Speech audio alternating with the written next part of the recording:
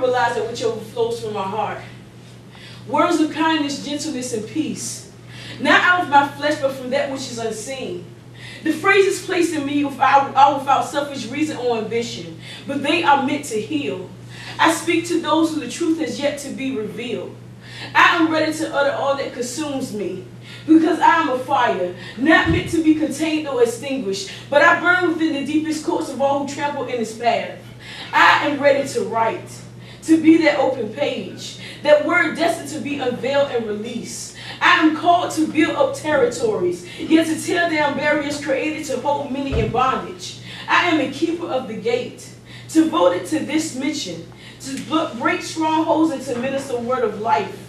The plan is set, and I am ready to write. And so, I want to stop dreaming and living the reality of the blessings. I want to stop wishing to the point where I'm wishing all of my wishes away, to dwell in this place of imagination that leaves me in the spell of discontent. But I need to get out of this box and walk in the ability of my creativity that was given to me. I will allow the free course of worship. It's not dictated by man's rules and regulations, hindered by insecurity and fear, but to allow the dream to live and let live, to be free from the cages created by the inner enemy, who works hard to distort and kill the dream within me, designed to become my actuality. I will stop these I can'ts and these I don't know how to override the possibilities, allow myself to just settle for nothing. But whatever happened to the dream of actually being something? I have to step out of my mind and into the calling. I don't just simply exist, but I need to be a being that lives, to be more than I can see, yet to look beyond the higher heights and deeper depths. And so I'm closing the door now on fantasy, and I'm letting the manifestation of my dreams free. Hi, this is Melissa, Poet Girl Spellman, and you can find me on Facebook at Melissa Poet Girl Spellman, and I'm here at Arts Out Loud, and you can also find me next Thursday at the 5018 restaurant from 8 to 12. Thanks. 2 moons, born of the same sky, rotating around an earth that is she. 2 moons, born of the same sky, rotating around an earth that is she. And make sure you get it. 2 moons, born of the same sky, rotating around an earth that is she. One is of the day, the other is of the night. One exposes all that he is, the other hides in plain sight. One is mysterious and dark, quiet and still. The other is lively and vibrant, confident and strong-willed. One does not tolerate deception or deceit, but is not opposed to discretion. The other understands secrets and the poisons they leak, and everyone has a few in their possession. One is concerned with the state of mankind. The other just wants a little comfortable life. Both have vision and a dream, but one believes in the intangible, and the other only believes in what he can see, God in theory, but does not recognize and has not experienced God's true power. See, it's the one versus the other. It's chemistry versus complement. Bruce Wayne versus Clark Kent. It's wisdom versus insight. Superman versus the Dark Knight. It's commitment versus loyalty. Control versus indifference. Strength versus endurance. A tragedy versus a fairy tale. A mountain of mistakes versus a long trail. Take this 1 moon.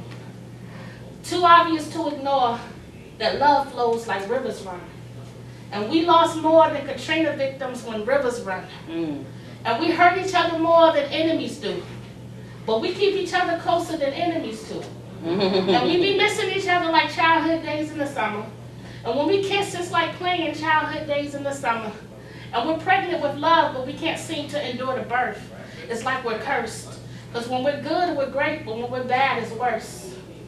Now take this other moon. I see the possibility of what we could be. Imagine me as a wife and he as a husband, you know, what we could be. And there's a level of comfort and security that keeps us intrigued. But we walk with torn hearts and broken trust, so we move slowly as not to bleed. And we get discouraged when expectations don't line up with reality. But we try to work through it, even though expectations don't line up with reality. And there are wars fought over things less trivial than love and its pursuit. But we in the trenches battling every day over love and its pursuit. But will the war be won, or will we succumb to our injuries? Because there can only be one victor. Someone must lose. And there is one sun and one sky, and Earth doesn't need two moons.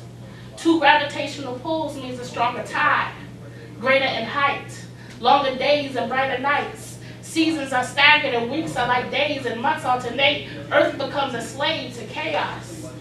Although she's no one's captor, she cannot serve two masters. Because one she will hate, and one she will love, and one she will embrace, and one she will judge. But maybe it's timing. Maybe the three can coexist with the right alignment. And that's just wishful thinking. Earth can't rotate around two moons, that's just dreaming. The Earth rotates around the sun, she can't have her cake and eat it too. That's mischievous. So what to do? This one moon loves me like a fond memory. This other moon loves me with everything in him. And on some level I don't want to choose. I'll keep them both rather than face the truth. That Earth cannot sustain herself where two moons reside. So either one must conceive or one must die. Or one must consume the other and the two must collide for Earth to survive.